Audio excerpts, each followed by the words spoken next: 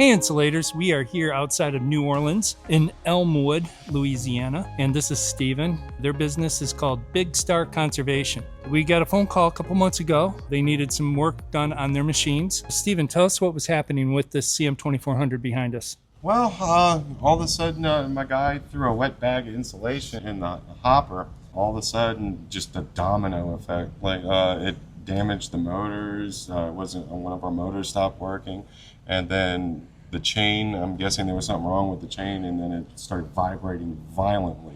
I wasn't going to run it anymore after that. You know? If you get a big hard clump of material and you're throwing it in there, it's going to start doing things. For instance, we found out that the chain here was loose. And it was so loose it was hopping, and it sounded like the machine was tearing apart. So we went ahead and put new chain on it. The old chain was about 1/8 of an inch longer than the new chain. So chain does stretch over time, and when that happens, it just starts hopping your sprockets. Your rheostat here was bad, so we figured that out. But the good thing was your blower motors were all good. They were all working. Good. It was just here in the control panel that we had to replace. Yeah, it just kept getting hot, and we're just like, that's not a good idea. Yeah. Running like that. No, definitely. And CM1500 had a unique thing happen there. Their sprocket has a key stock in it, and that key stock, also called a shear pin, was missing. So that agitator wasn't even turning.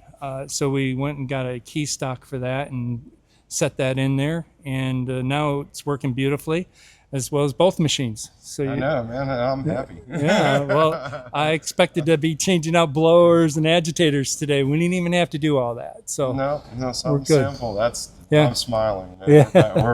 We are back at it now. We encouraged them to get their own set of tools that are dedicated to the maintenance of the 1500 and the 2400. I put together a list on Amazon. There's no sense in carrying a huge socket set when you're only going to need 2 or 3 of those sockets. No need to have a complete set of wrenches when you only need 1 or 2 of them.